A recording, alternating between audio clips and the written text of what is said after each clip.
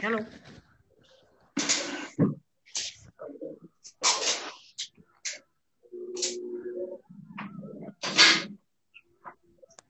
I did. Yep. Okay. Bye.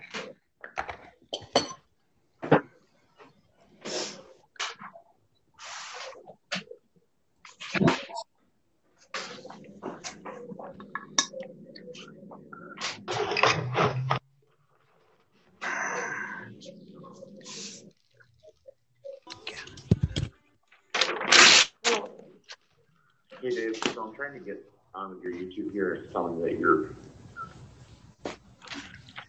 wasn't sure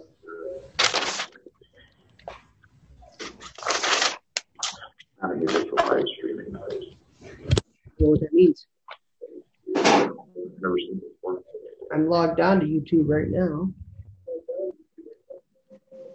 I'm logged on to our YouTube space channel. I'm trying to do the live stream and it's telling me that your account's not enabled. This user's not enabled for live streaming. Maybe I restream that in.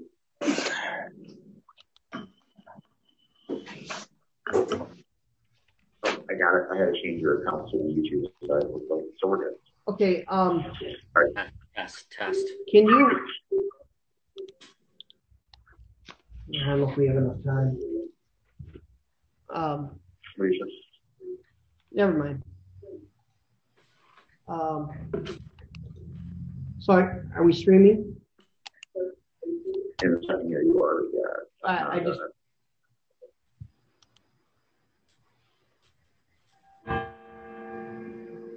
Trying to get connected.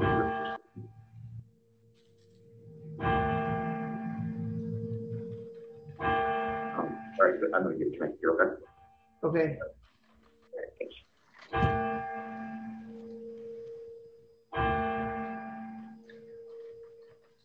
Gentlemen, are we ready? 1 second here. Thank you.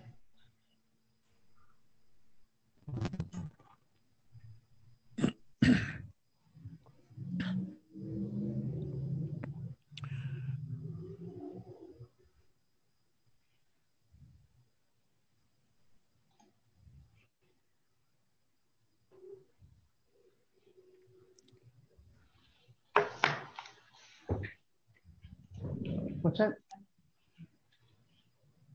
Yes.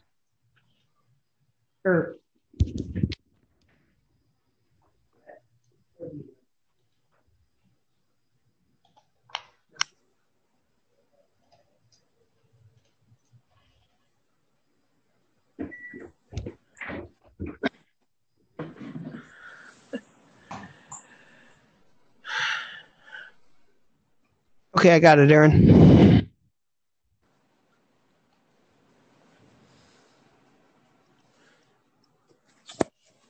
Okay, we are all set.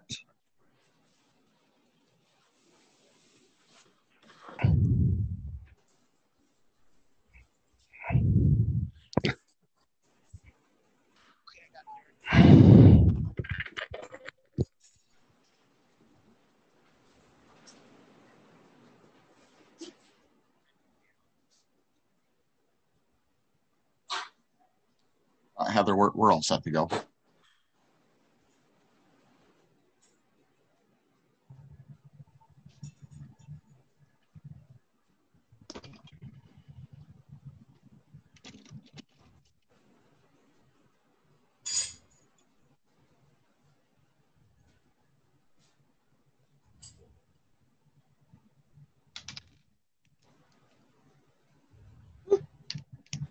Okay, we are ready to go.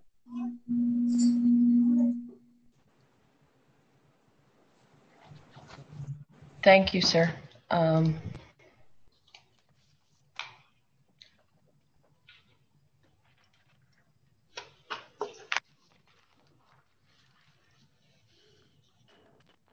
This meeting of the Berry County Board of Commissioners is called to order. Will commissioners, staff, and guests please rise for the invocation, followed by the Pledge of Allegiance.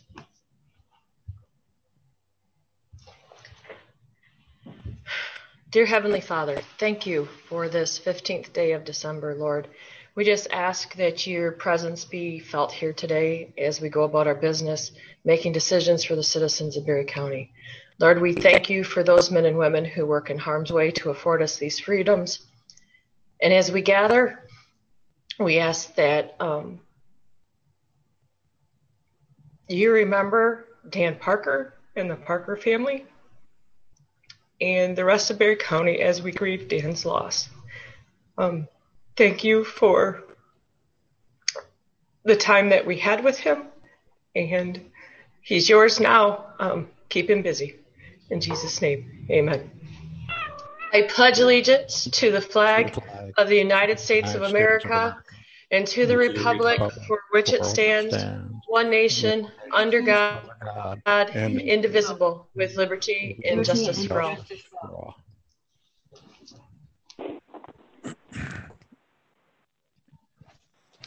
Thank you.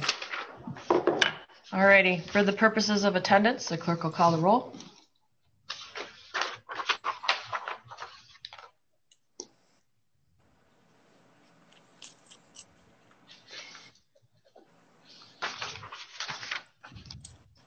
Do I have the clerk? He's on mute.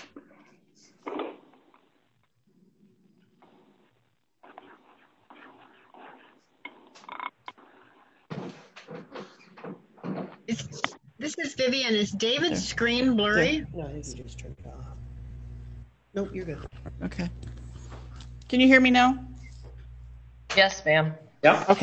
Okay. Connor? Here. Geiger? Here. Gibson? Here. Jackson? Here. Parker absent. Excused. Excused. Smelker? Here in Freeport. Wing? Here. Thank you, Madam Clerk. Approval of written agenda. At this time, any commissioner or member of the public may ask for an item to be removed from the consent agenda and placed under items for consideration.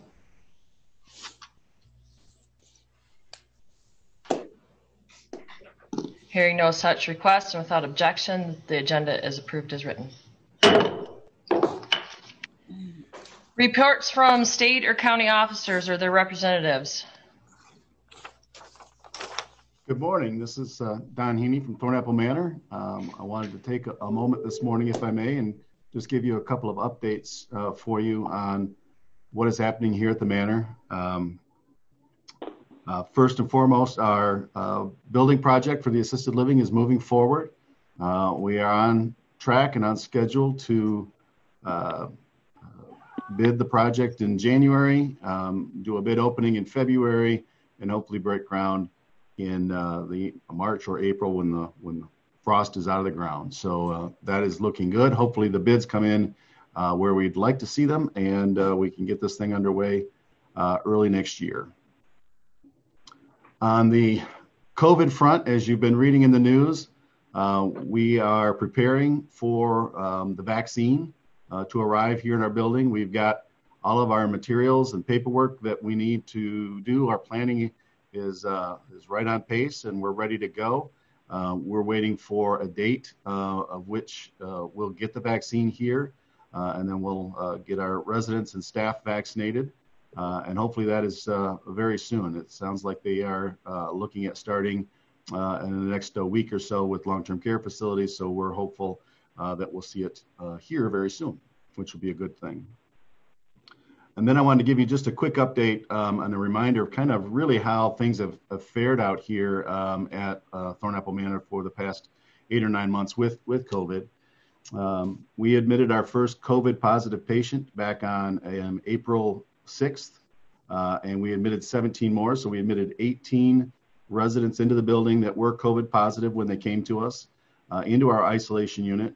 We had 0 cross infection between staff and residents from those residents. So they all recovered and returned home. We did have 1 resident admitted at the end of August into our rehab area following a hospitalization stay for rehab. That individual ended up being positive for COVID, and it did spread to 8 other residents in rehab and 12 staff members, all on the contact list, and all within that first 2 weeks. Our actions within the first hour or so of learning of this patient's positive test basically shut it down. We had those 12 staff and 8 residents exposed, but no further spread of the virus. In fact, we've not had any additional cases of the virus in our building since that time. So our actions at that time stopped the spread of the virus and contained it. And all of the folks that did end up with an infection fortunately had mild cases and all recovered very well, both staff and residents. And we've had 24 staff test positive since September 10th, since we cleared that 2-week time frame, all from exposures from the community-wide exposures. But again, 0 spread to any of our residents or staff members here. So we've so far been able to maintain our control of the virus here in the building, which is a very positive thing. I know that our physical plant helps us with that. Not every nursing facility has a physical plant like ours that makes it much more difficult to contain viruses such as COVID or the flu or any other virus. So we're fortunate with that, but we've got a great team here. Our team has been doing some amazing work. And I wanted to share that work with you for the past 8 or 9 months because I'm incredibly proud to be a part of this team and to work with this group of folks that have put our residents first and have continued to make sure that they are taken care of and they're protected and that they're safe. We are not out of the woods yet. We don't have the vaccine yet, although it's coming in the next few weeks, as I discussed. So anything can still happen, but I am pleased and proud to share that our team here has just done a fantastic job, and I couldn't be more proud of the work that they have done over the past 9 or 10 months. They're exhausted, they're worn out, but they're hanging in there and they're doing amazing work. So I just wanted to share all that with you and kind of bring you up to speed and see if you had any questions or comments. Thank you, Don. We appreciate everything that your staff is doing to prevent the spread and to keep our residents safe. Any questions for Don? Thank you, sir. Thank you. Other public officials, Colette? Morning, everyone. I have Taylor Olsebek, our epidemiologist, on the call with me, and she'll do a quick data presentation. And then I will, after that, I'll answer any questions and give you a brief update on COVID vaccine planning as well. Go ahead, Taylor. Is it okay if I share my screen? Am I allowed to do that? Yeah, I can transfer you over to host. Who's it going to? It would be Taylor Olsebek.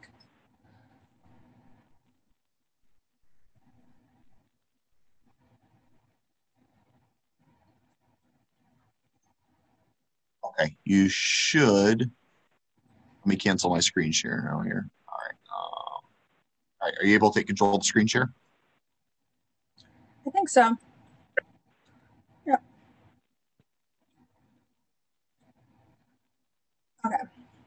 So this is our Berry County report. It was just done yesterday, so it's pretty recent data now. So in total for Berry County, since the start of the pandemic, we're at about 2,500 cases.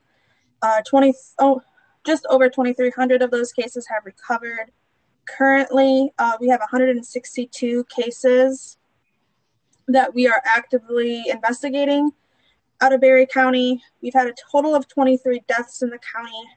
Currently, we have 280 people in quarantine. So those are people who were deemed as a close contact to a confirmed case of COVID. And then in total, we've had 173 probable cases out of Berry County. You can see this line chart has both Eaton County and Berry County. Eaton County is the orange line, Berry is blue. You can see that we did see quite a big increase in cases starting around October into November.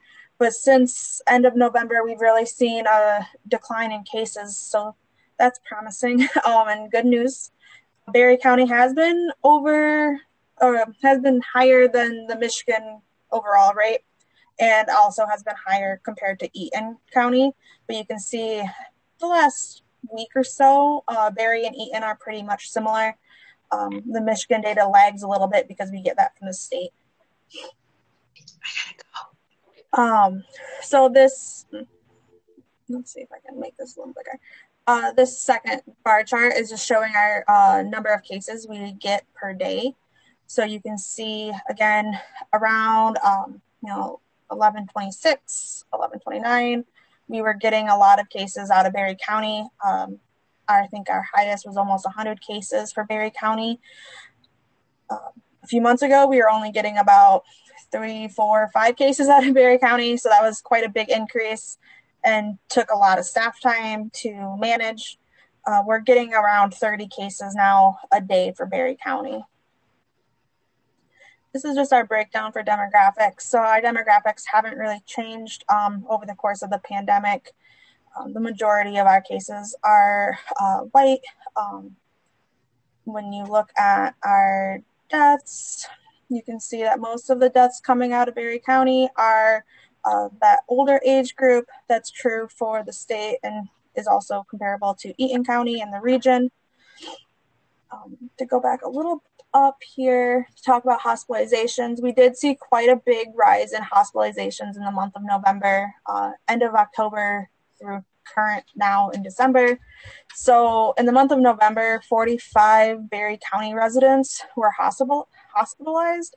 Most of these people who are hospitalized do go out of Berry County and are hospitalized in Kent County or a surrounding, like in Battle Creek. For deaths, you can see that we did see an increase in deaths for the month of November and December. So in November, there was 9 Berry County residents that had passed away from COVID. So far in December, we've had 8 deaths in Berry County. And then this is just a breakdown by age to kind of show who is making up our case count. So for the month of November, you can see like in the under 20 age group, 10% of our cases were in that group. Most of our cases are that working age adult range, which makes sense. Those are the people who are out in the community working. So they're at a little bit higher risk of contracting COVID. And this has been our breakdown for age distribution over the last several months. You can see in September, there was a little bit higher rate of those school age kids that were getting COVID. But since the beginning of September, that age group has declined in cases. And then this is coming from the MyStart map that is generated by the state in partnership with the University of Michigan. This tracks the test positivity rate. So that would be the percent of people who have tested positive divided by the total tests being performed. Back a few months ago, we were around that 3% range, which is the ideal where we want to be. And then we saw quite a big increase in our positivity rate for Berry County and also the state as a whole. So it wasn't just specific to Berry. But you can see we're starting to decline. At the very least, we've stabled off on our positivity rate. And then this last chart is just showing our testing capacity. So this is showing how many tests per day is being performed in the Kalamazoo region. So Berry County is considered part of the Kalamazoo region. You can see that there was a pretty steady incline, and we've kind of leveled off since beginning of November or so. But from what we can tell, we are hitting our testing needs. And that's all I have for a data update. I can take questions.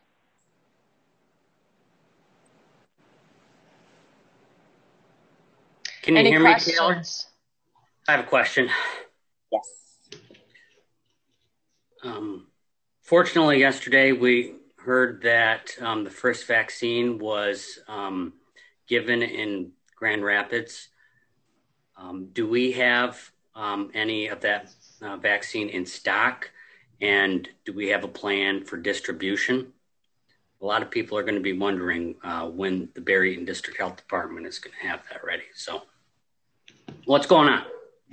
I can address the vaccine questions. I guess just real quick before I get into that, just so Taylor can sign off if necessary. Just want to make sure nobody has data questions for Taylor before we move on to vaccine. I got one for Taylor or Colette. This is John. Do we expect maybe another spike around Christmas time? Or do you think the vaccine, that'd be a little too early for the vaccine to make a difference, wouldn't it?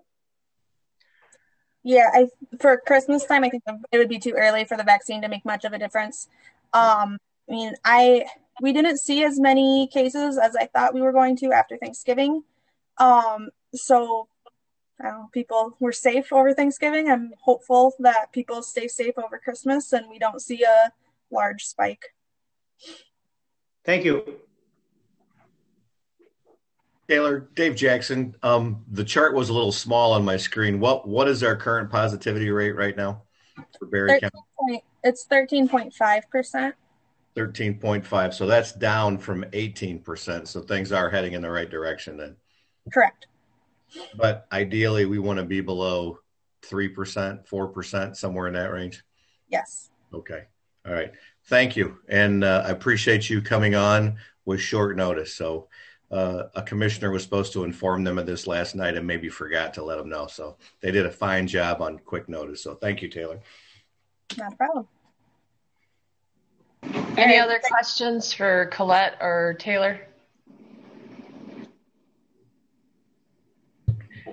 Thank you, ladies. Do you want me to answer the vaccine question, Taylor? Yes. Okay. Yes, please. So Taylor, you can go. I'll handle the rest. Thank you. Thanks, Taylor. Thanks, Taylor. So in regards to vaccine, I know you've seen a lot out there in the media about the Pfizer vaccine being released over the weekend. We are not one of the entities that will be receiving the Pfizer vaccine. The Pfizer vaccine is the one that has to be stored at ultra cold temperatures. And so the state's decision was to give that only to those facilities that have that capacity. And we don't have that capacity here at our local health department. However, we are expecting to receive vaccine as soon as next week, assuming the Moderna vaccine gets authorized for use over the course of the next several days. So they were expecting that the Moderna was about a week behind the Pfizer vaccine. And so if all continues to go well, then they're expecting that Moderna will be released for use as soon as this coming Sunday. And then shipments will go out. And what we're being told is we will get an allocation of that probably before Christmas. So our plans at this point for the health department is that we are anticipating receiving our first allocation of Moderna vaccine around the 22nd of December. We don't know the quantity that we will receive. And we know that quantities generally are less than what was originally expected. So Moderna gets sent out in doses of 100. So we know we will get at least 100, but we don't know how much more than that we will get in that first week's shipment. Now, is that 100 for 2 shots? How many doses are we going to get? So it's 100 doses is the increment in which they send it. And then there's a process in which vaccine is held back in order to have what you need for that second dose. And how long does it take? How long is between the first dose and second dose?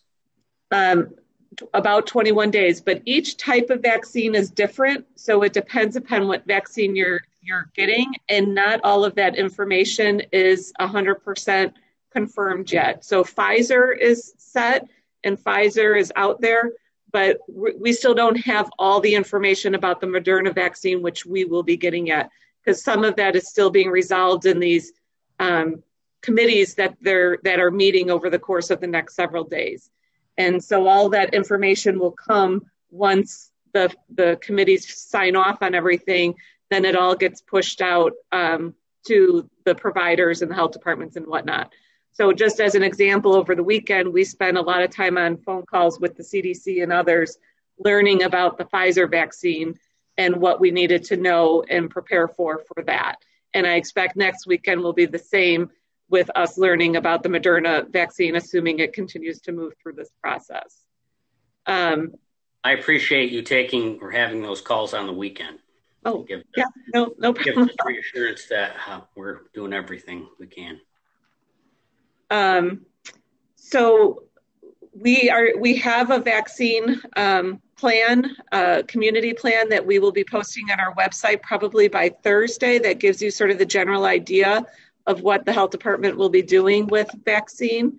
And then the plan follows the priority groups that have been established by the CDC and the state in terms of who the vaccine has to be distributed to. So our responsibility initially will be to assure that EMS gets vaccinated. And so we're working with our EMS partners right now to plan for that in both counties. And our intent is that assuming that we get our shipment by the 22nd, we will get our staff vaccinated first, because before you begin your vaccination, you vaccinate your vaccinators. And then we are sort of tentatively expecting that we will do vaccination clinics for EMS on Christmas Eve morning and the day after Christmas. We're still working out the details of how we're doing this with both counties. We're still trying to learn. We're not clear how many, we're not clear if we're going to get vaccines shipped to both of our county offices or to just one, and how much that is. And so there's still a lot of unknowns that we won't find out until, probably now between Sunday, and hopefully by Sunday night or Monday morning, we will have more detail on all of that so we can finalize plans moving into the next week. But our intent is to push that vaccine out as quickly as we can. Though we're only anticipating a low amount in that first week, the state is assuring us that essentially each week thereafter, more vaccine will be available. And so in time, we will have the quantity and the volume that we need. Once we cover EMS, we will move on to other healthcare providers that are not covered by a hospital.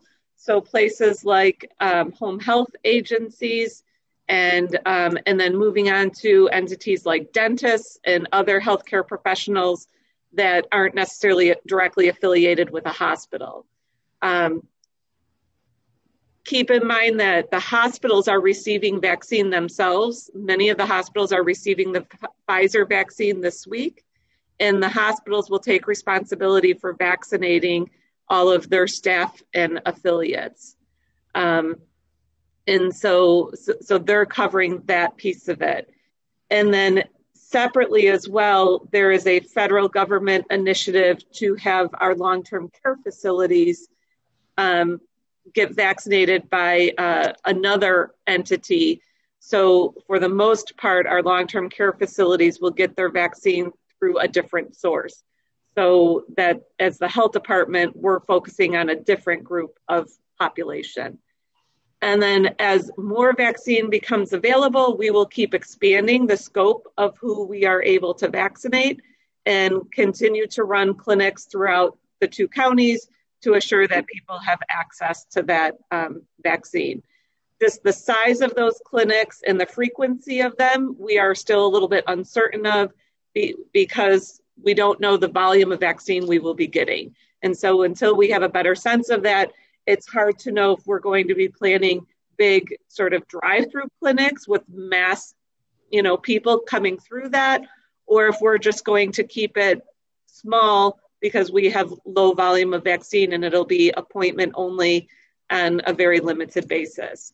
So as we learn more about the quantities, we will be able to finalize those plans and move forward. I will pause there and see if there's any questions.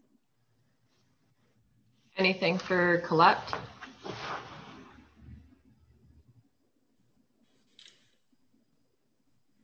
Thank you, ma'am. Thanks Okay. for all of the dedication and hard work. Thank you. Let your staff know we appreciate them working 24/7 around the clock. I know this has been a stressful since March, however long that's been, 8, 9, 10 months. So we appreciate everything they're doing for us. I will pass that word along.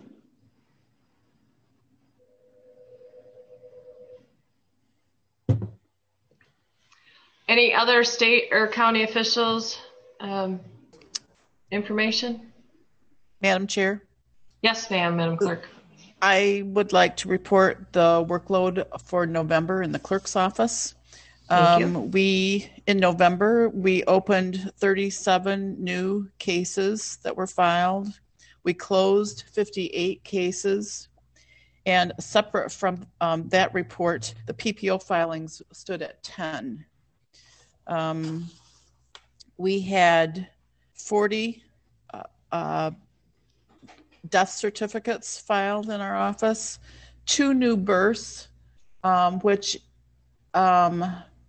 we changed programs, and so we are in the process of catching up on that. So that report is really 2 new births is not accurate. There were more births than that, but that's all we had to report at this time.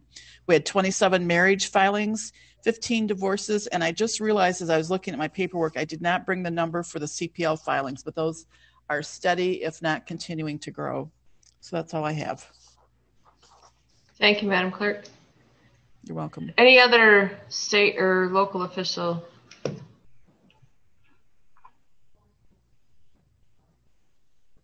Hearing none, limited public comment. Madam Chair, there was a constituent that texted me. They would like to speak. They're joining by phone on the line ending in 2674.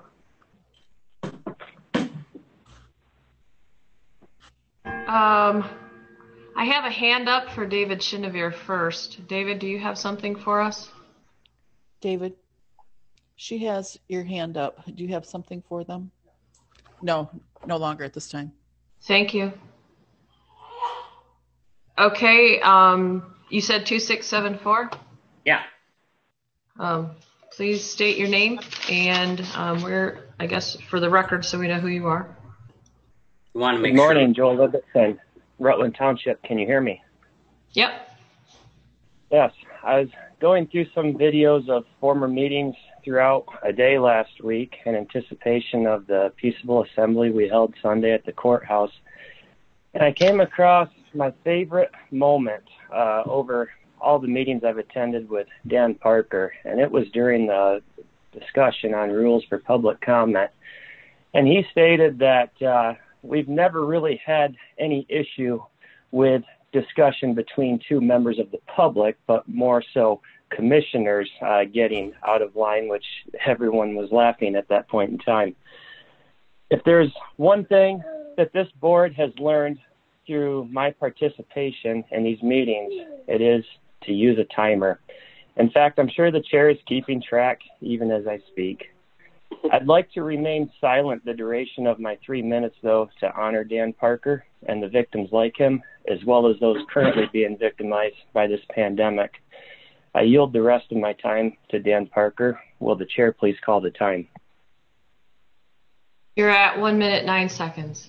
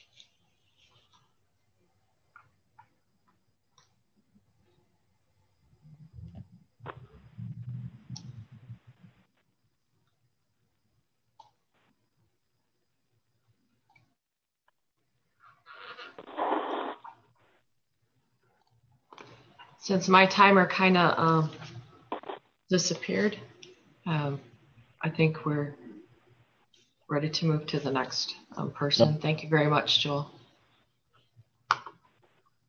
Next up on my hands up, I have Patricia Rail. Patty, you can unmute your mic. Thank you. Good morning. I wanted to, on behalf of the Village of Middleville, express our condolences for the loss of Dan Parker. He was very involved in our community, and he will definitely be missed.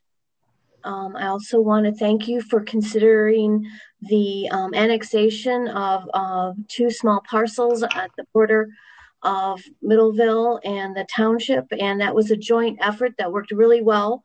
We have a whole joint committee that works on issues such as this. When a property owner needs sewer or water facilities, that there's a whole process to work that out and how that property can be annexed into the village. And then finally, thank you very much for considering the bond contract for our wastewater treatment plant expansion that we're going to be starting up in the next couple of months. And thank you very much for helping us with the financing on that. And I would be happy to answer any questions on anything when we get to that point in the agenda. Thank you. Thank you, ma'am.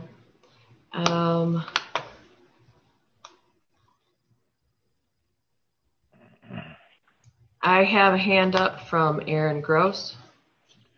Aaron Gross, City of Hastings.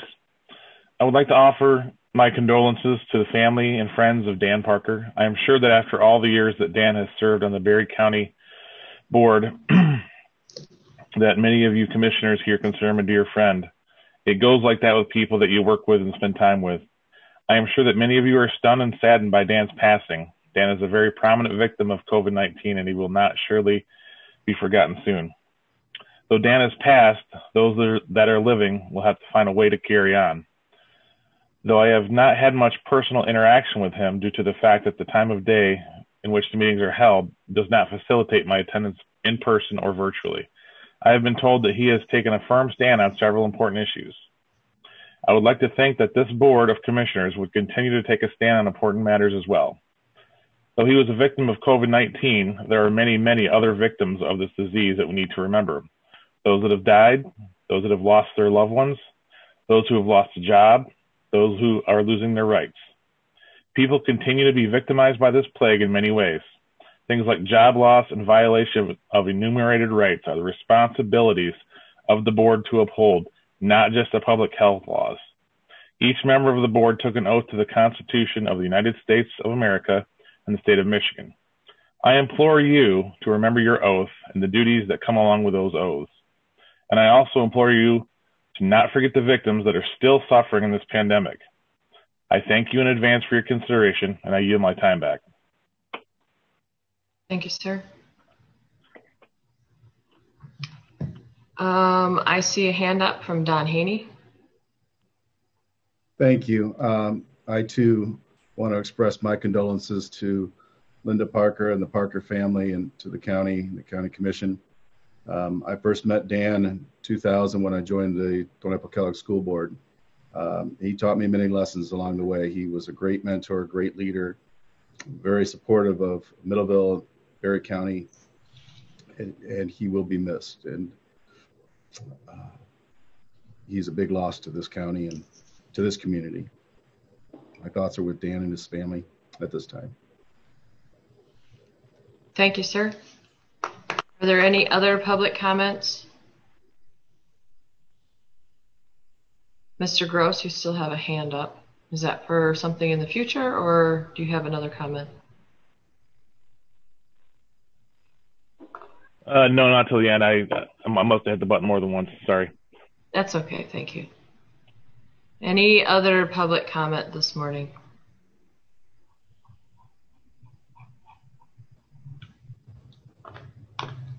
All right. Hearing none, next on our agenda would be various correspondence. Does any commissioner have any correspondence to share with the board?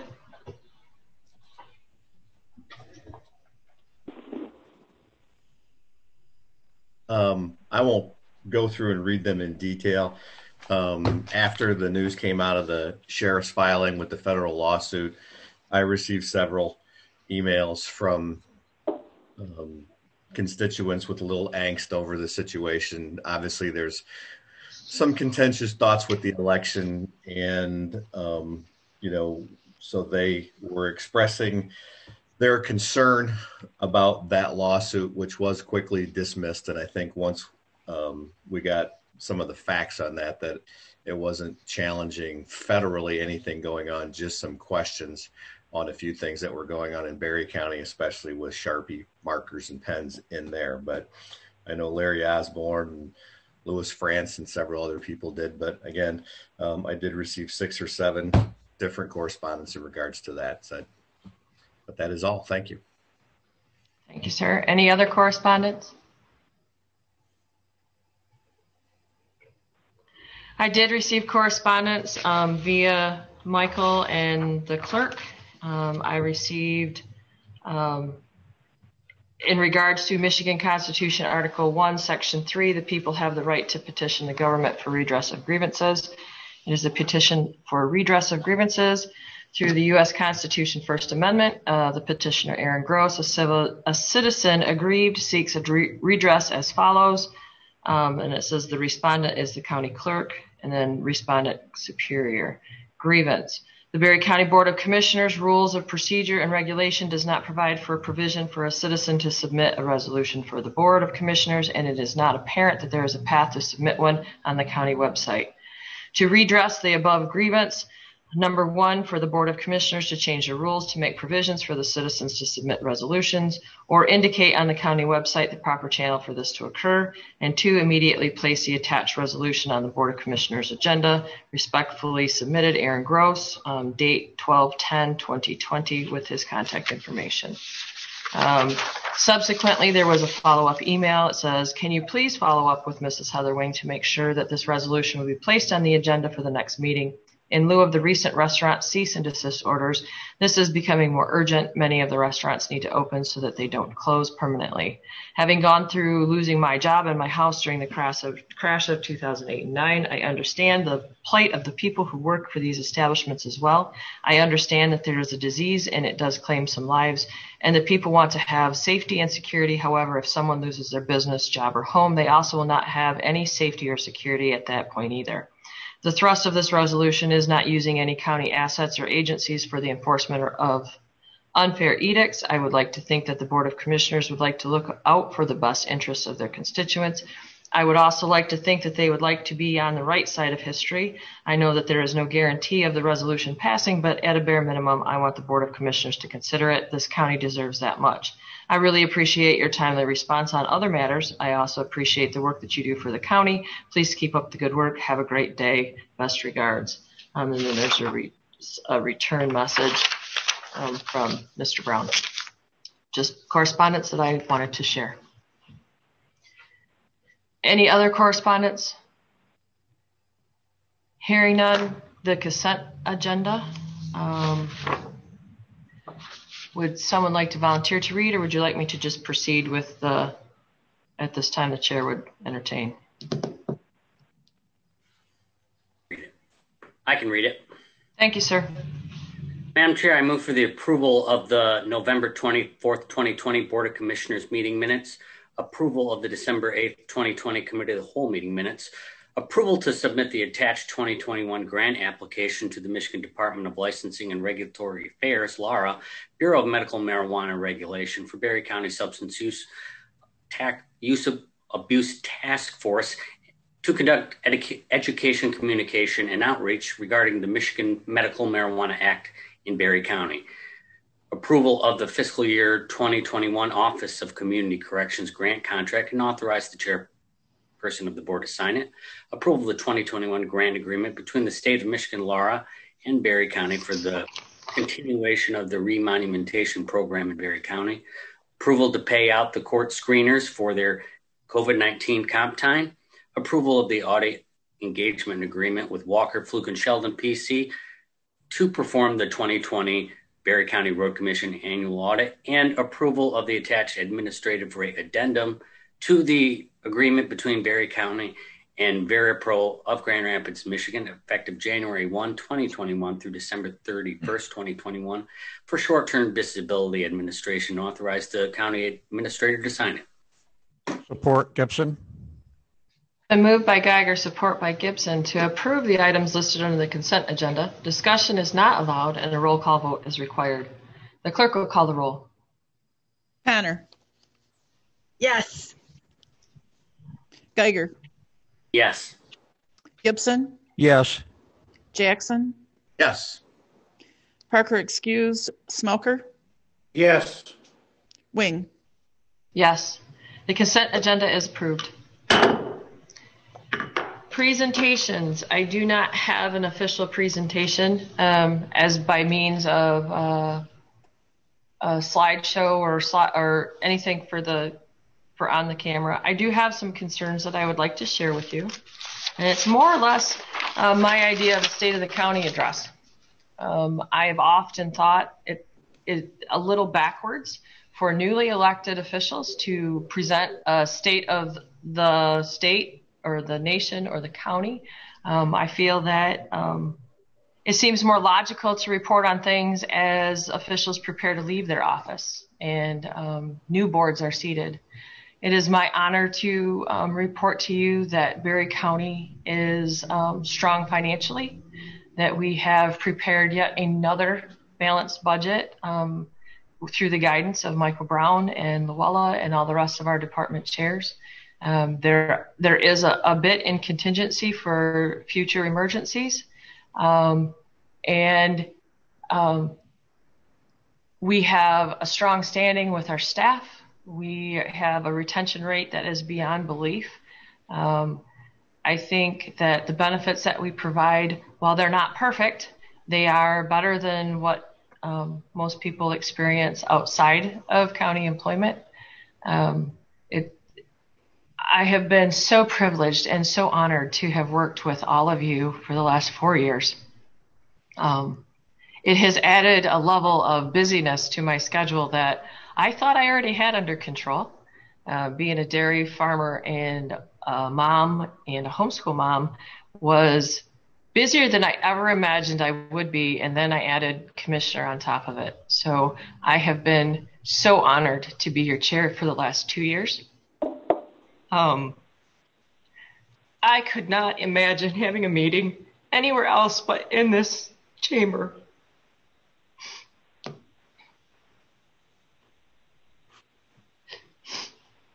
For our last meeting, to have the legacy to be a county leader where my husband served, and I fully expect my children to serve if they choose to stay in Berry County, is, I wouldn't say a dream come true because there have been some bad moments along the last 4 years, but we have accomplished such a great deal. We have streamlined county government. We have removed the duplication of effort of offices. We have created an open space preservation ordinance. We have more avenues. We Zoom meetings. Who would have thought of this?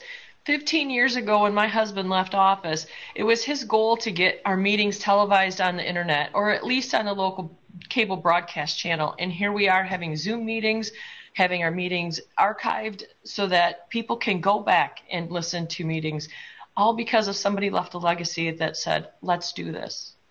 Also part of that legacy was, let's reintroduce the invocation to our meetings. Let's put the honor where the honor is due. And that I am extremely proud of. I will miss every single one of you. Regardless of how I know you, it has been my distinct honor to serve you. And I may be gone for a while, but I'll be back in some capacity. Thank you for your faith in me. And I will continue to be Berry County's biggest cheerleader. Public hearings. All righty. So Today we have a public hearing on a petition by the Village of Middleville to alter their boundaries of the Village of Middleville to include within the village limits land that is currently located in Thornapple Township. The property to be added to the Village of Middleville is located generally at 650 Broadway Street and is currently owned by the NTA Development. The public hearing is now open. Will this be an opportunity for me to describe it, Heather? Yes, Brian? sir, Mr. Urquhart. I would Okay. appreciate that. Well, it's going to be hard to follow up that, Heather. So this is a request from NTA Development, and Patty also just kind of mentioned this is a concerted effort between the Village of Middleville and Thornapple Township. This is the fruits of our labor for the past 5 years through joint planning. And one of the key components for this particular request that we went through utility extension and land use planning is that this shares a boundary with the current village boundaries and is able for the development plan requires public water and sewer services, which are able to be extended. Again, I want to stress that this was a developer-driven request and follow through the process. So this is years of hard work working through our master plan, our joint plans together to have a developer who's looking to expand their business, follow the right steps, and get this property into where permitted use is in the Village of Middleville. And we hope to have this considered and approved and have another business operate successfully in the Village of Middleville. Thank you.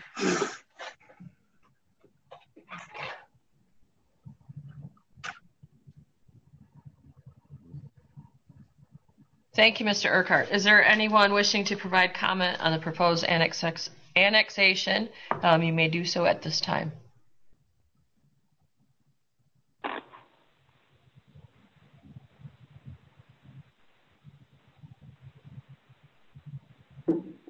I got it, Jason. Is there someone at 4127 who would like to make a comment? Your mic was unmuted. Sorry, Madam Chair, it's the sheriff. I just finally got on. Thank you, sir. We are in the middle of a public hearing for the Village of Middleville. Did you have comments regarding that? Negative. It just come on when I hollered out to my undersheriff here, so I apologize. Thank you. The third time, does anyone have comment for the proposed annexation of Middleville?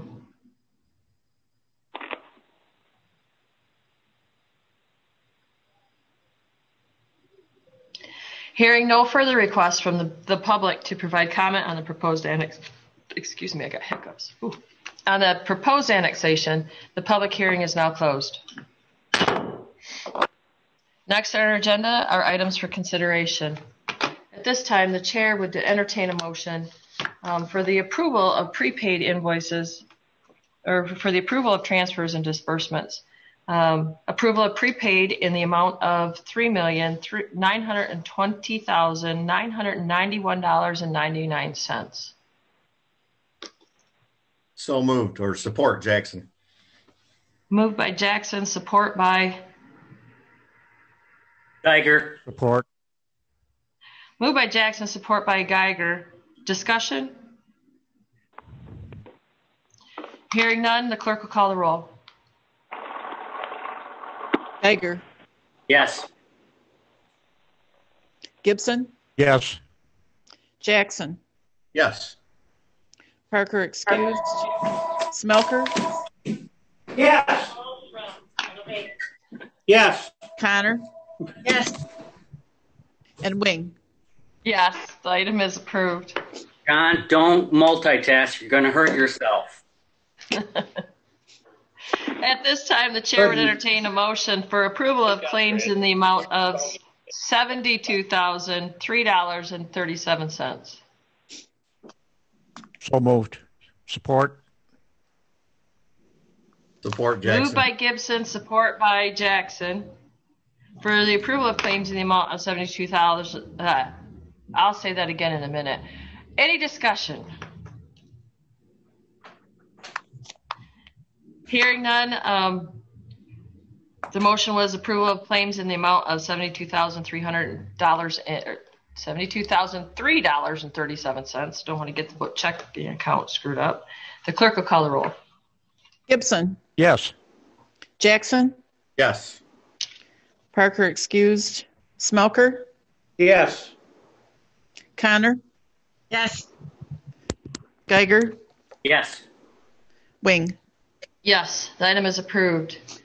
This time the chair would entertain a motion of approval of commissioner reimbursements and mileage in the amount of $464.03. So move, Jackson. Support Smelker. Moved by Jackson, support by Smelker. Discussion. Hearing none, the clerk will call the roll. Jackson, Yes.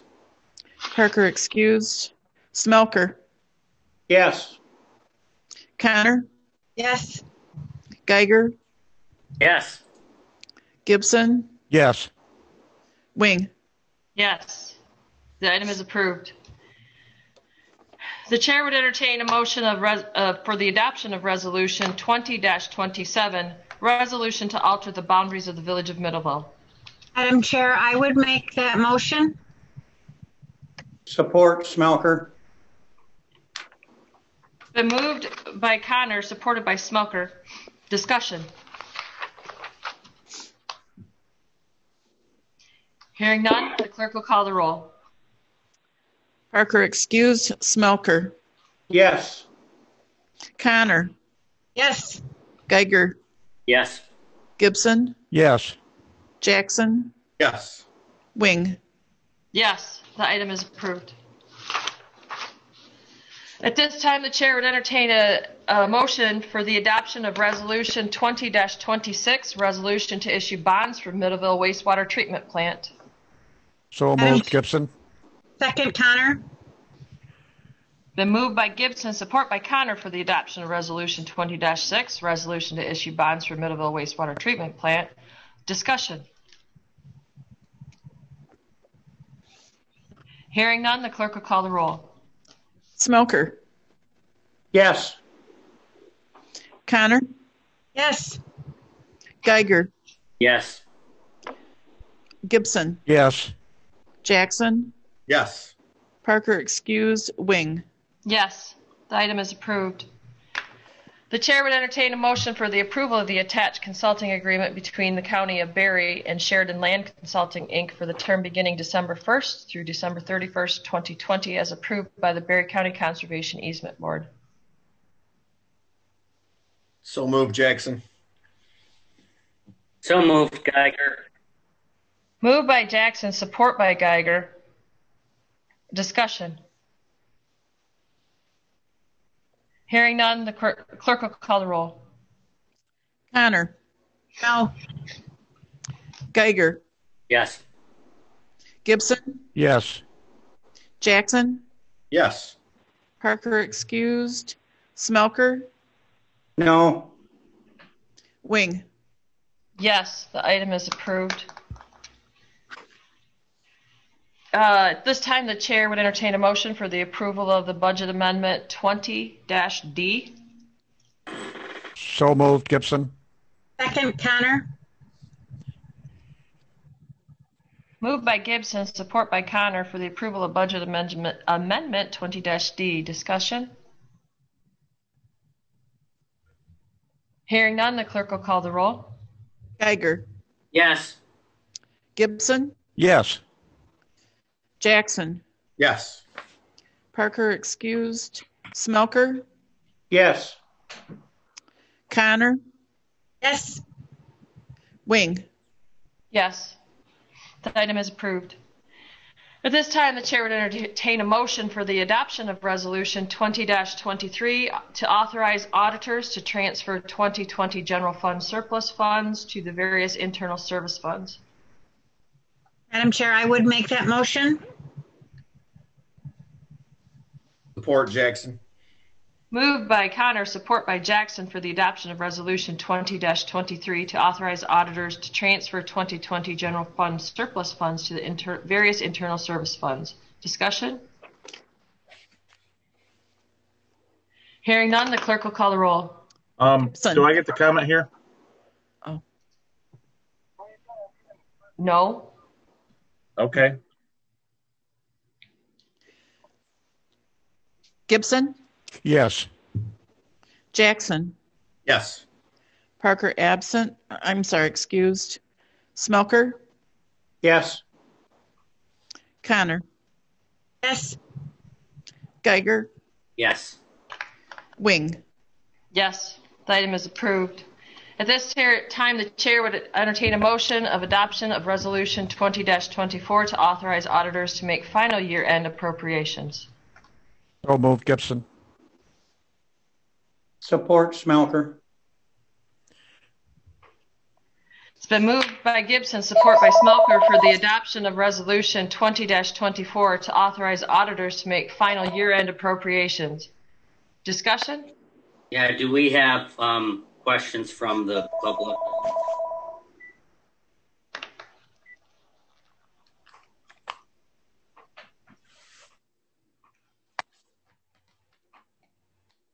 We don't typically take questions from the public when we're in the middle of a vote. It's rarely used, but it is in the bylaws that if the chairperson recognizes them. Well, I'd like to call a point of order. Mr. Gross does have his hand up, sir. I'd like to call a point of order on the rules. You cannot be recognized. You cannot. Oh, very well. You can't be recognized to have a point of order, but you can have the floor as long as the chairperson recognizes you. Mr. Gross, you do have your hand up. Yes, I'd like to call the commissioners to the document titled Berry County Board of Commissioners Rules of Procedure and Regulations in Article 5, under the heading Rules of General Conduct and Procedure, under the subsection Procedure, in Section D, Citizen Participation. Any citizen may comment upon agenda items prior to the taking of a vote thereon. Speakers other than commissioners, after being recognized, shall identify themselves by name and address and shall ordinarily limit their presentation to 3 minutes, unless the time is otherwise extended by the chairperson or by vote of the board. My point of order is, will the board be following their own rules today? Well, are you? I don't think you had your address in there. I can add my address. That's not a problem. Oh, this is public comment, not public discussion. This is discussion on the question that we have at hand. It is not discussion on our rules. So if you have comments in regards to the item that we are discussing, you may make them now. Otherwise, we will proceed to vote. The item that we're discussing was the fund transfer, correct? Year-end appropriations. Yes, I have asked previously, and I still question as to why we don't transfer this to a jail fund to get started on funding the new jail that we desperately need. That is my only comment. I yield back. Thank you. Any other discussion?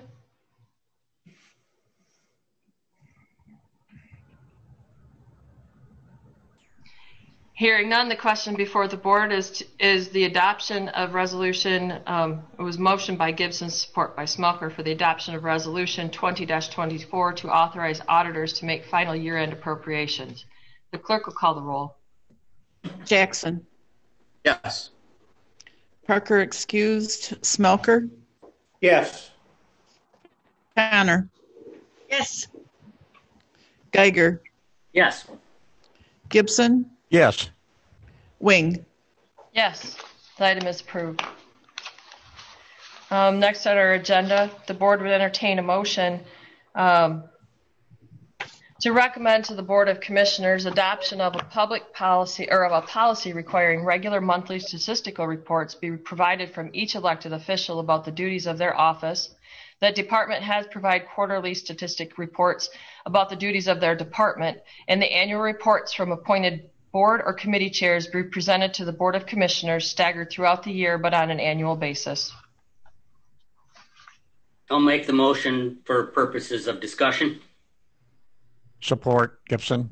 Moved by Geiger, support by Gibson. Discussion. So this is the motion that I discussed briefly last week. And I will read the description of action to help maybe clarify some of the issues that I see.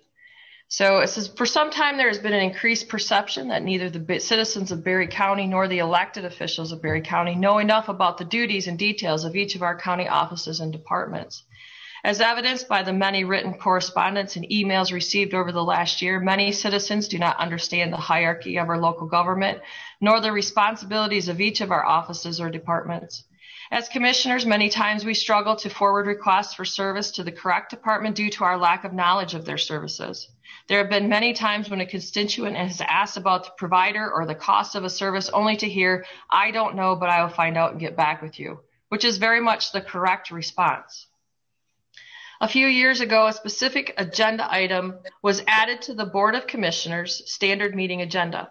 That agenda item allows state or local officers to cut the line, so to speak, in an effort for them to communicate their information succinctly at the beginning of the meeting so that they are able to continue their public service without delay.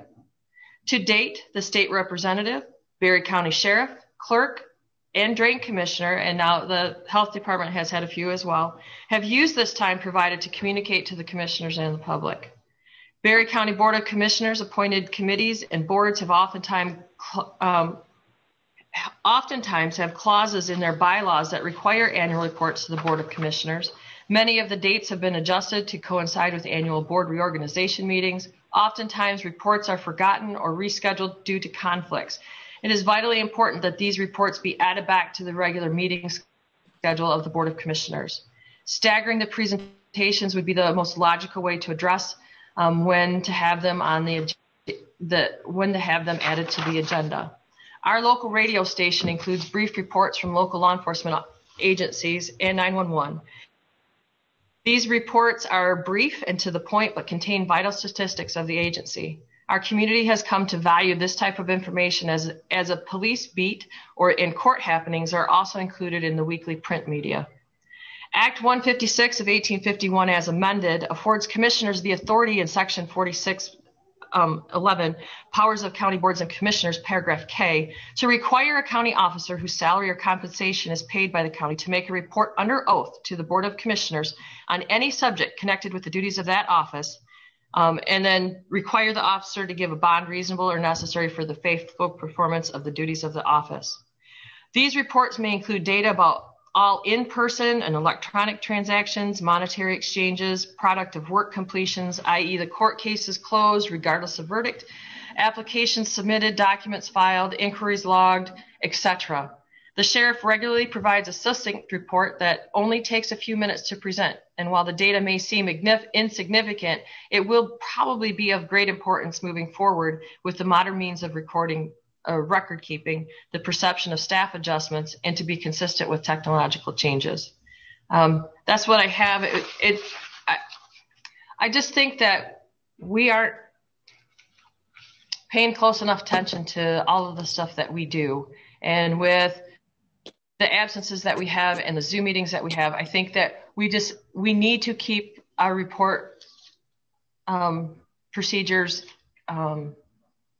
constant. And we need to hear more from our boards, even if we aren't meeting in person. Any other discussion? I guess I've had my 2 minutes. I have some questions. Yes, sir. Okay, first is just a procedural question. The motion is to recommend to the Board of Commissioners requiring yada, yada, yada. Yep. So is this a motion to encourage a policy, or is it an actual policy? I think that we already have policy in our toolbox. I think that we need to maybe re-encourage it. And if we don't have a policy requiring this, then I highly recommend that we develop one, probably not by the end of the year, but maybe in the beginning of the next year. It still doesn't answer my question, because it starts with to recommend to the Board of Commissioners. I mean, if that's in the motion, then it's a next year decision. I just want to make sure if that. I can amend the motion. Well, what's your intention? I would like to see this policy adopted so that moving through the next year, you have this tool to use and you don't have to waste time on placing it on agenda.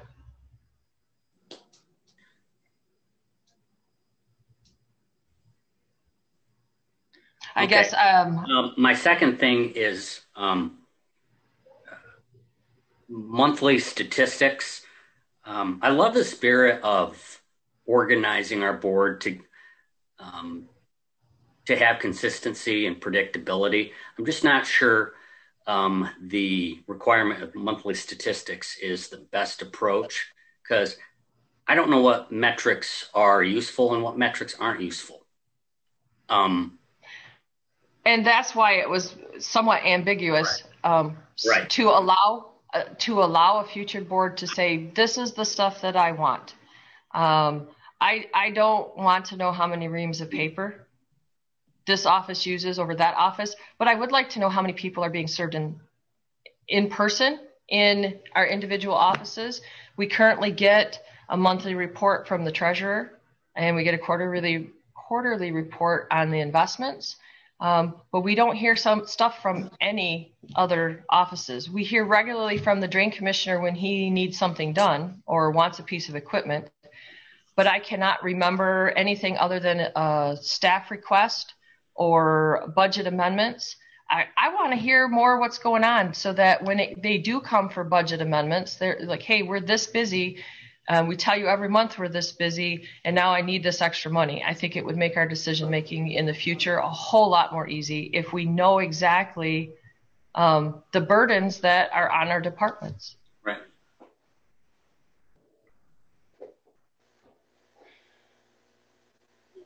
Madam Chair.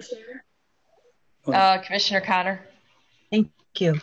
I think that there are a lot of good ideas with this. I think that it would be great to hear from the department heads, not only elected, but our other department heads that we hire. I think that it should be a choice for the new board because it's something that they will be doing. If we could maybe amend this to, or maybe we don't even need to amend it, just to recommend to the first Board of Commissioners meeting in January to look at this request. But I do think with 2 new members coming on, I do think that it warrants coming before that board. But I do think it's a great idea. I know a lot of times I'll hear from someone else something that's going on in an apartment, and I don't hear it from the department itself. Commissioner Smelker? I agree with Commissioner Connor that I think that we should not make rules on the last meeting of the year. This is something that the new commission should decide on, and there is some good points in it.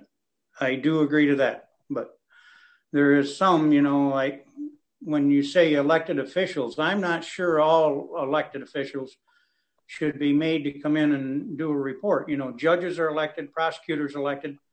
There's some things that shouldn't be reported on. But not all of the judges' salaries are paid by the County of Berry. This statute that I quoted specifically states anyone whose salary or compensation is paid by the county.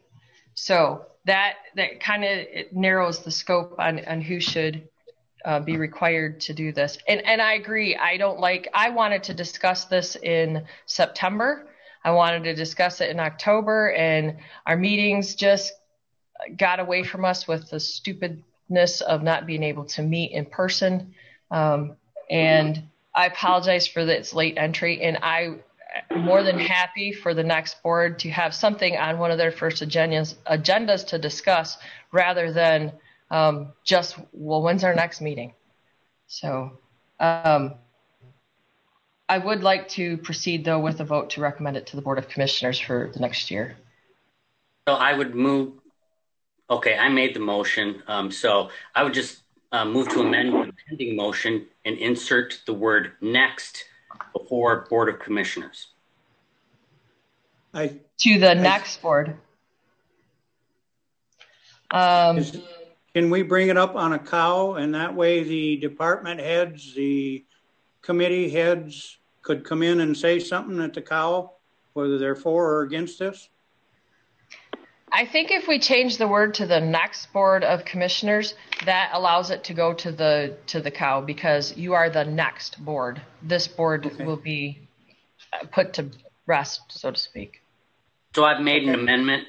Do I have support from whoever seconded it? Second. Smelker was the support. Or consent?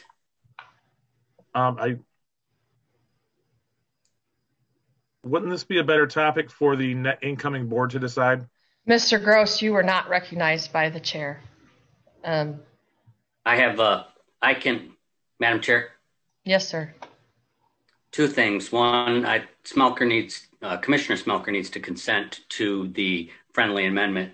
And two, to those listening to the public that have a question about this motion would send it to the next Board of Commissioners. So. Yes, sir. Commissioner Smelker, do you support the amendment?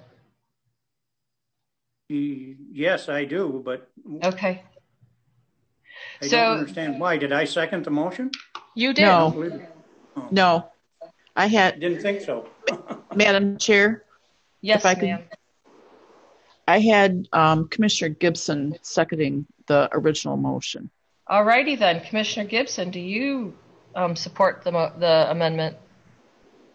Yes. Thank you. So the amendment the motion as amended to recommend to the next Board of Commissioners requiring monthly statistical reports be provided from each elected official about the duties of their office, that department heads provide quarterly statistical reports about the duties of their department, and that annual reports from appointed board or committee chairs be presented to the Board of Commissioners staggered throughout the year but on an annual basis. On the amendment, all in favor, please say aye. Aye. Aye. Opposed, nay. The motion is amended. On the motion, is there discussion? So, if I'm sitting in Heather's chair next year, what I would proceed with is having it on a cow for discussion. And I totally agree. It needs to be discussed, and all of the details need to be fleshed out. The department heads and electeds would need to know in advance of what statistics that you are specifically looking for. Office, like using papers and pencils, that's probably not the statistics we're looking for. But, how many deeds have been filed this month? How many requests for abstracts? How many people actually walked into the treasurer's office to pay their taxes, that kind of thing, just to help with our statistics and when we move forward with staff adjustments and things like that. Mr. Gross has his hand up. Madam Chair, I was trying to comment on the previous motion. On the amendment? On the whole motion, but that's okay. We are still on the motion as amended. My only comment was I would think that we would let the incoming board decide that. And that is the way the motion is written. It will happen for the incoming board. Okay. Any other discussion? Hearing none. Okay, go ahead, Commissioner Gibson. Yes, I think it's a real good idea because if you remember the road commissioners, for one instance, the only time we see them is when they're up for reappointment, or else they give a year-end report. I think they could come more often than what they are.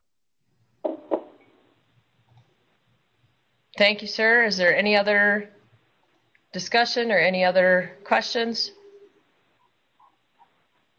Hearing none, the clerk will call the roll. Parker excused. Smelker. Yes. Connor. Yes. Geiger. Yes. Gibson, Yes. Jackson, Yes. Wing. Yes. The item is approved. I just gave you your first job for next year, folks. I don't want you to get stagnant when I'm not here. So thank you. Next on our agenda, the chair would entertain a motion for the adoption of Resolution 20-8 to honor Dan Parker. So moved. So moved. Gibson. Second, Connor. So I have a motion by Gibson and Smelker and a support by Connor. I think I would really like the record to show that all of the commissioners made the motion and all of us seconded. Yes. Yes. Okay. Fine. Madam Chair. All right. Yes, sir. Yes, sir. I have prepared a substitute resolution for Dan Parker. This board agenda was prepared a day before Dan passed, and so the resolution that that's in our doesn't reflect how terrible we're feeling right now and how our hearts are broken. So I do have a substitute resolution that I would like to introduce. Hold on, I'm going to bring the text up to. I'm going to share my screen.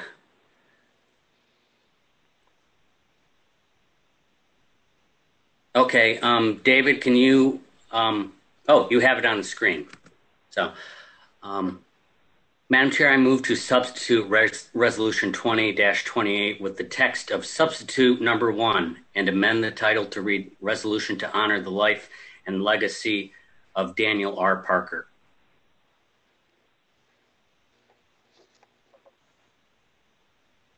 Is there support? Support, Jackson. Thank you, sir. Commissioner Geiger, please read. Wait, let's take is there discussion? Sorry.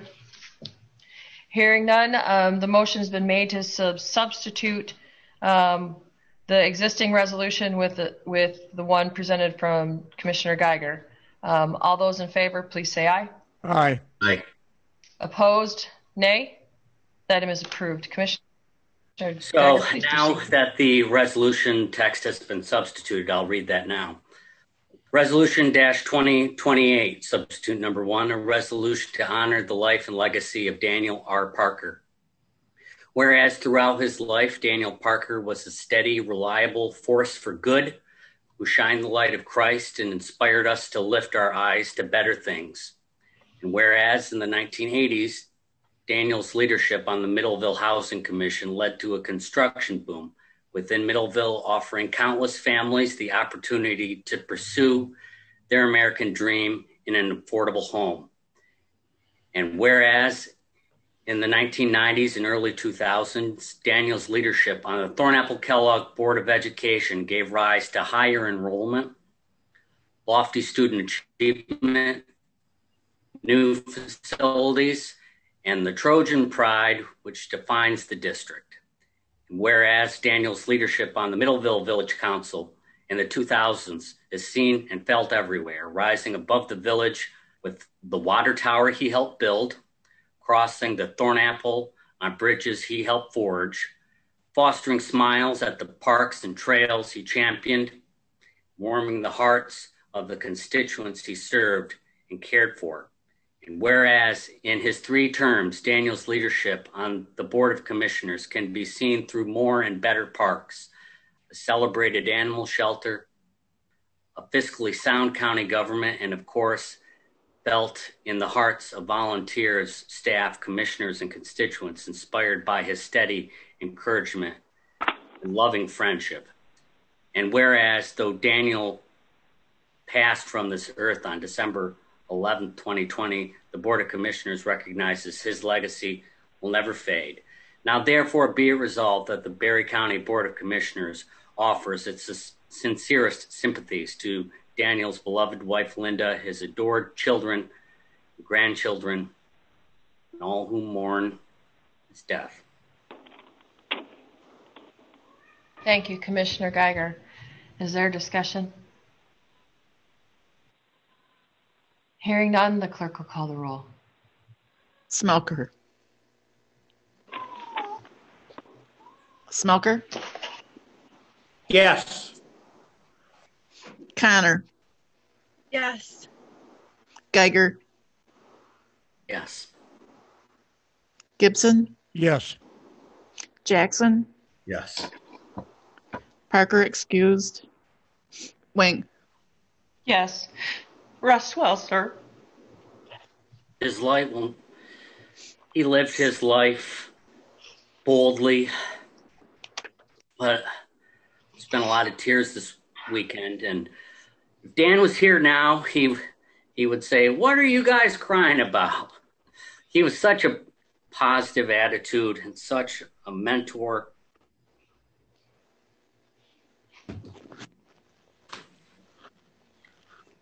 His light won't stop shining in my heart. And I'll do my best to carry on his legacy. Thank you, sir. With you, buddy.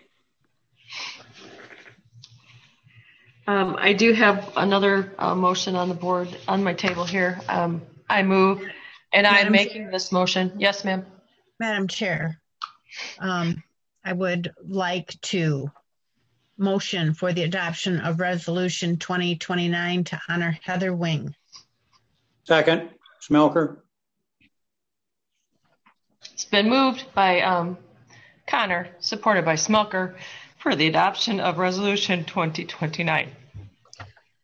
So I have been the vice chair of the board for 2 years, and it's been an honor to work underneath you. And I would like to read the Resolution 2029 to honor your service. Resolution to honor County Commissioner Heather Wing for her dedication and service. Whereas on January 1st, 2017, the citizens of Assyria Township, Baltimore Township, Johnstown Township, and Maple Grove Township elected a dedicated leader to advocate for the city of Berry County, for the citizens of Berry County. And whereas Commissioner Wing served as the chair of the Board of Commissioners from January 1st, 2018 to December 31st, 2020, and whereas Commissioner Wing also served on numerous boards and committees, including the Community Action Agency, Community Corrections Advisory Board, Conservation Easement Board, Local Emergency Planning Committee, and the Solid Waste Oversight Committee. And whereas Commissioner Wing was a passionate and outspoken advocate for the preservation of agricultural land in Berry County, and whereas Commissioner Wing, a farmer herself, dedicated many hours to that interest, providing leadership and guidance to the Berry County Agricultural Easement Board. Now, therefore, be it resolved that Berry County Board of Commissioners, on behalf of the citizens, extends a heartfelt thank you to Commissioner Wing for her leadership, service, and dedication to Berry County. Thank you, Heather, for your leadership. It's been a good couple of years. Well done, Heather. Thank you. Good job, Heather. You'll be missed. Thank you. Any further discussion? I'd like to say it's been an honor and a privilege serving with you, Heather, and you will be missed. I think she's going to stick around. She's got a lot of leadership left in her. Although we didn't always agree, Heather. Yeah, but it's healthy to disagree and and not hate each other afterwards, because I remember quite a few meals and discussion at dinner.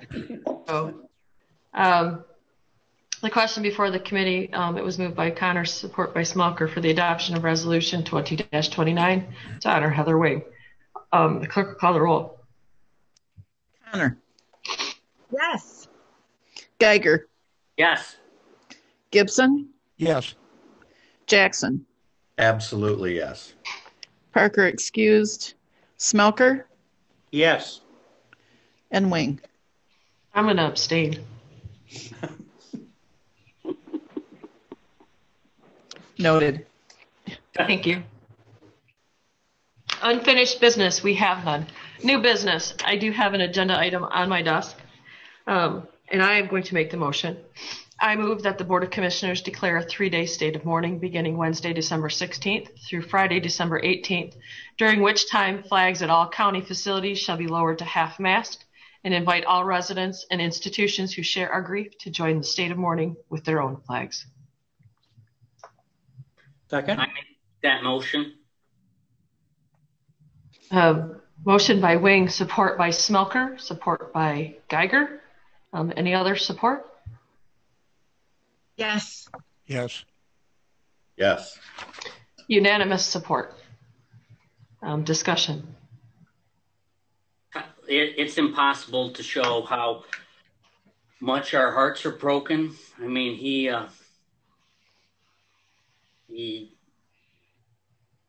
deserves something special. Thank you for putting this on the agenda. Thank you. No further discussion. The clerk will call the roll. Geiger. Yes. Gibson. Yes. Jackson. Yes. Parker excused. Smelker. Yes. Connor. Yes. Wing. Yes. Thanks, everybody. County Administrator's Report. Michael, what you got? I'm all set, Madam Chair. Thank you. Thank you, sir. It's been wonderful working with you. Chairperson's Report. Y'all have heard too much from me today. You have heard a lot from me in the past. I extend Mrs. Parker's invitation to all of my board members to attend Thursday service. If you cannot come or do not feel comfortable coming, it will be broadcast both on the church's website, and there is a link from the funeral home. The funeral service is by invitation only, and the commissioners and select others have been invited. If you'd like for more information, Michael has some of the details. I believe it was sent in a text message earlier today or late yesterday evening. But that being said, please use your own judgment. Masks will be required, and the family would like to have you there because you were such an integral part of Dan's life. So, thank you. It has been a wonderful 4 years. And like Ben said, I'm not gone forever. I'll be back someday in some capacity. So I am looking forward to a little bit slower pace for a while. Things start heating up around our house around the end of April. And we get awful busy turning dirt and dodging raindrops and slinging manure. So we haven't quit slinging yet this fall, but we're pretty close to it. Life never ceases on a dairy farm. So thank you for all your support and your encouragement. I appreciate it. Commissioner Connor. Thank you, Madam Chairman. So I've only really had one meeting. I'm sorry I missed last week's cow, but unfortunately I was not able to attend. I attended the airport board. They had a special meeting combined with their regular December meeting to only have one Zoom meeting. Ron Holly was reelected as the at-large member for that board. The financials were approved. That's really all I have. I've enjoyed this board. This has been a great board to work with. It's hard to believe it's the last meeting of the year, but I want to take this time to wish everyone who's watching and all my fellow commissioners and county leaders and employees Merry Christmas and Happy New Year, and we'll see you the first of the year. Thank you, ma'am. I'm going to call on Commissioner Parker for the last time, and I'd give him 3 minutes, but he's had an awful lot of time this term. I think I know what he'd tell us, but nonetheless, Commissioner Parker. He'd start by saying, yeah. He always started his yep. saying, yeah. He's a man ready to go. But I miss him. I miss his. He was not done working. The last time I talked to him, he had all kinds of plans on things that he needed to yet to accomplish. So I challenge whomever Thornapple Township finds to replace him to try to keep up at Dan's pace, because not many people can. Commissioner Geiger. I don't have anything that I could say right now to let you know what I'm feeling. No Thank report. you, sir. Commissioner Gibson. I'm all set. Thank you. Commissioner Jackson. Wishing everybody a safe Christmas and holiday season. Our hearts are heavy. It's hard to believe that in Dan's 3 to 4 years in the term that we were sitting next to each other, that he was a big teddy bear. As a fellow business owner, we hit it off quite well, but it was obvious that Dan was in the right business because he loved people. And as I was reading through some of the comments about how he did things big, big parties, he always tried to get us to his house for that Christmas party. We just never quite had the ability to get it there. But, you know, he was always willing to host and be that guy. Big heart for Christ. As a fellow Rotarian, he lived by some of the things we teach about. Is it fair to all concerned, and does it build goodwill and better friendships? And Dan lived that. So, I mean, I just have been reflecting and was just shocked last week to hear that, because we were all pulling for him to come through. We wanted to give him one more hug and welcome him back, but God had better plans. So, but he will be in our hearts and our minds, and we will carry on his legacy. And by golly, we're going to carry on his vision for broadband for Berry County as well, because that was one of the things he was passionate about. So happy holidays to all. It's been a joy working with you, Heather. God bless you. You've been a inspiration as well, because of all the things that you keep yourself involved in, all the candles that you burn. It's impressive to see you pull that off. So Merry Christmas. Thank you, sir. Commissioner Snelker. I've been a little under the weather, so I haven't been to any meetings, but I just want to say that Mr. Parker, as you commissioners know, there's sometimes I can get pretty fired up, and he was extremely good at bringing me down, and I am going to try my best to act more like Dan. Thank you, and Merry Christmas. Thank you, sir. We finally have the sheriff with us, if he would like to give us his report. He was not able to log in at the beginning of the meeting. It's actually more towards the middle of the meeting. I was on a pretty important phone call at the beginning. I really appreciate what you guys did for Dan there. That was very nice. That's a tough loss for us. Anyways, get on with the report here. The correction staff has booked and processed 30 persons into the jail for the month of November, and additionally released 43 persons back to the community. Of the 30 persons booked, 0 bookings were classified as weekenders. We're still not doing weekenders yet. The daily average inmate population was 68 persons. Staff has transported 21 inmates to and from various locations to include court, medical facilities, and other counties. In addition, we're not doing drug screens yet on weekends. Fingerprints, we've also put those on hold until we get the COVID under control. Kitchen staff was prepared and served 6,429 meals at the cost of about $1.97 per meal.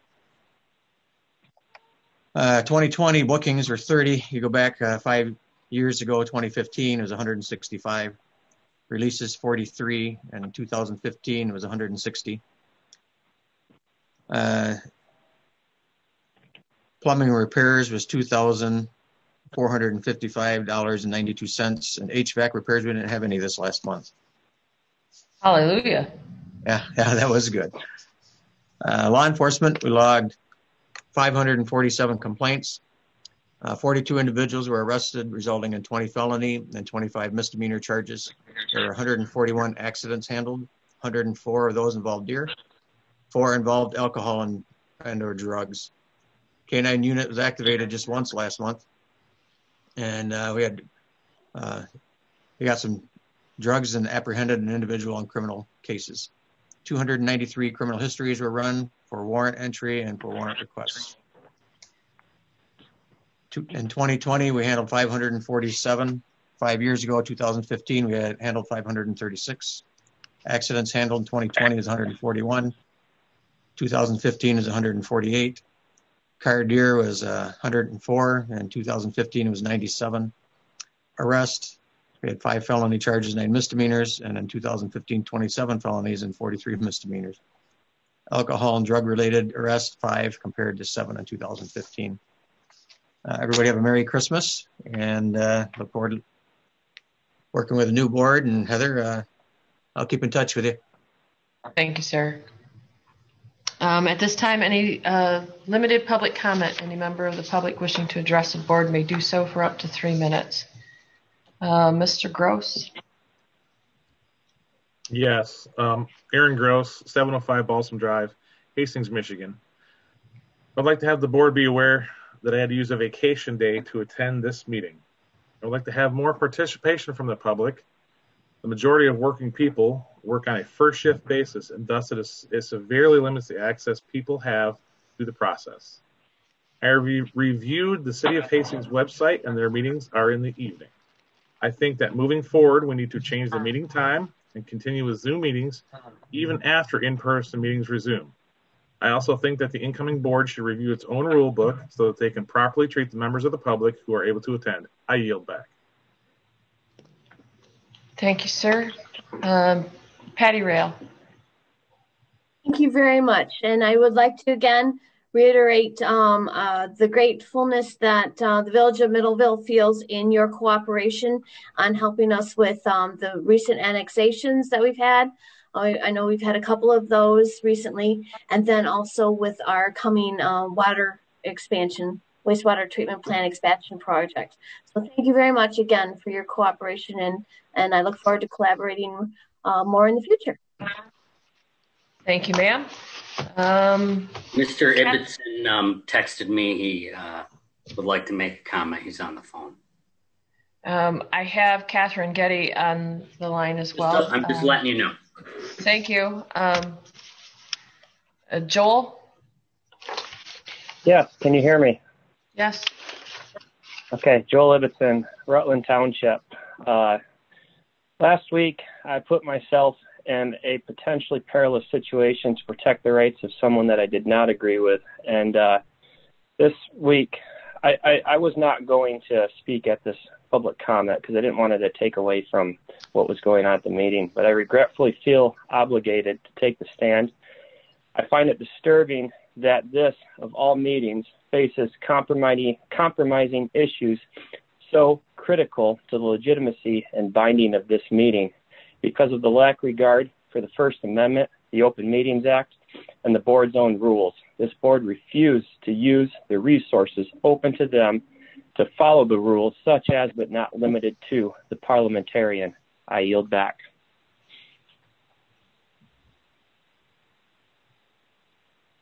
Catherine Getty. Getty, do you need me to state my address? No, you may, for the record, General. 11835 Lake Ridge Drive, Wayland, 49348. I'm humbled by the support that the county residents gave me and voted me to replace Dan Parker. Those will be big shoes to fill, and I just want to again express my condolences, as many have done today. Dan was a role model for public service in his church, in his community, in his county, and just everyone that he met he was willing to lend a hand to. So I just challenge all of us to do our best to live up to his experience and his example for all of us. Thank you. Thank you, ma'am. Any other public comment?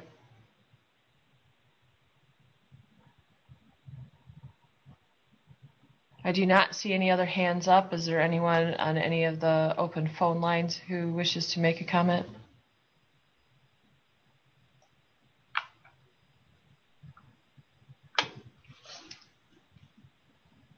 Hearing none, is there any other business to come before this board?